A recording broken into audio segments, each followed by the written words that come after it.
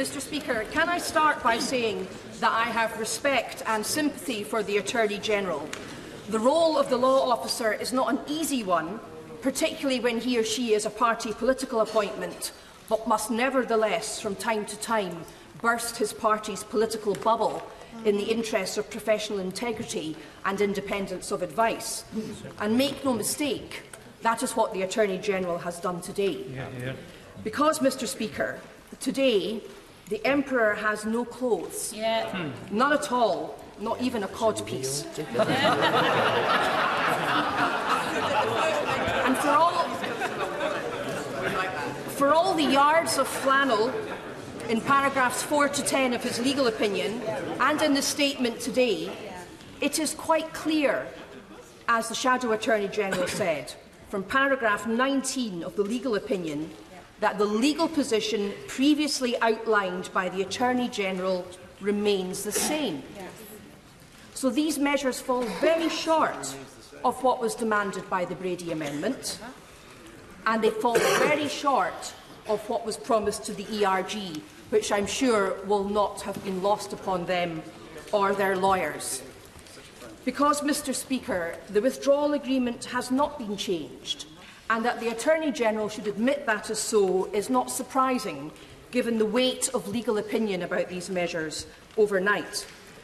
Now, Mr. Speaker, I know some honourable members on the benches opposite won't take my legal opinion for it. I'm not sure why. Perhaps they think a lawyer who's a member of the SNP is not to be trusted. But at all events,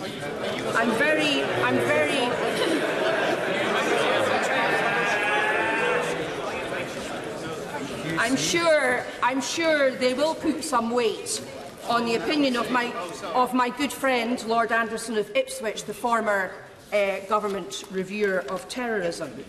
And he has provided a detailed opinion overnight. I hear someone muttering from the benches opposite that he's been paid by the People's Vote campaign.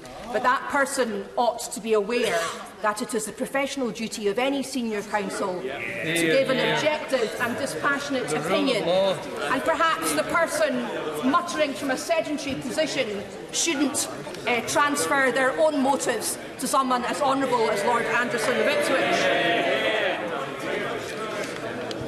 And I'm just going to ask the Attorney-General if he will agree with me and a number of the points made by Lord Anderson. First of all, Lord Anderson says the measures obtained by the Prime Minister do not allow the United Kingdom to terminate the backstop in the event that negotiations over its future relationship with the EU cannot be brought to a satisfactory conclusion. That is correct. I'm sure the Attorney-General will agree. And Lord Anderson also says these measures do not provide the United Kingdom with the right to terminate the backstop at a time of its choosing, or indeed at any time, without the agreement of the EU. So Lord Anderson's right, isn't he? There's no unilateral exit here. And then Lord Anderson goes on to say that the furthest these measures go is to reiterate the possibility that the backstop might be suspended, not got out of, but suspended in extreme circumstances of bad faith on the part of the European Union, which Lord Anderson says are highly unlikely to be demonstrated. And Lord Anderson also points out that this was already apparent from the withdrawal agreement and had been acknowledged in the Attorney-General's previous legal advice. So, Mr. Speaker, does the Attorney-General agree with all those points put forward by Lord Anderson's independent, impartial and objective opinion?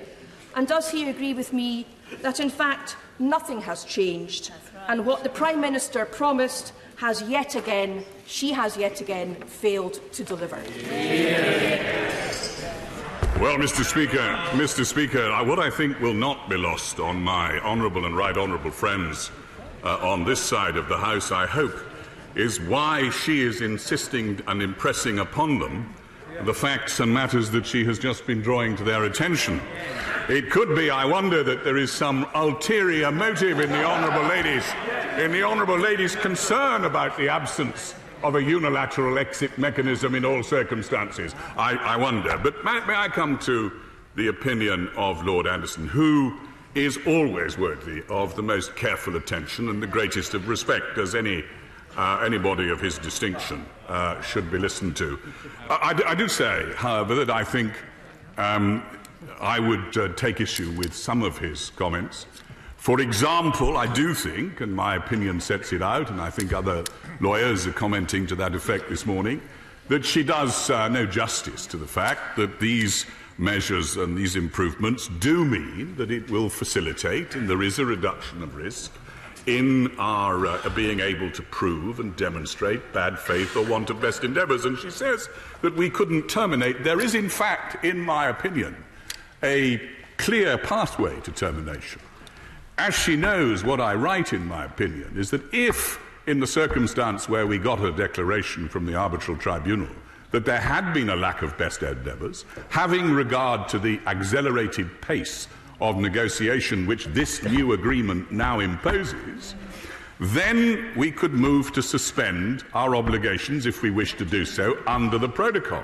If that suspension was prolonged, we could invoke Article 20 to argue that it was no longer necessary because the inaction of the Union demonstrated that they must think that it was no longer necessary, and that could lead to termination. So it's not entirely true to say that there is no way in which these provisions can be terminated. But let me say to the Honourable Lady, suspension in these circumstances is as effective as termination. The only way in which the Union could restore that position is to come back to the negotiating table with genuinely new proposals.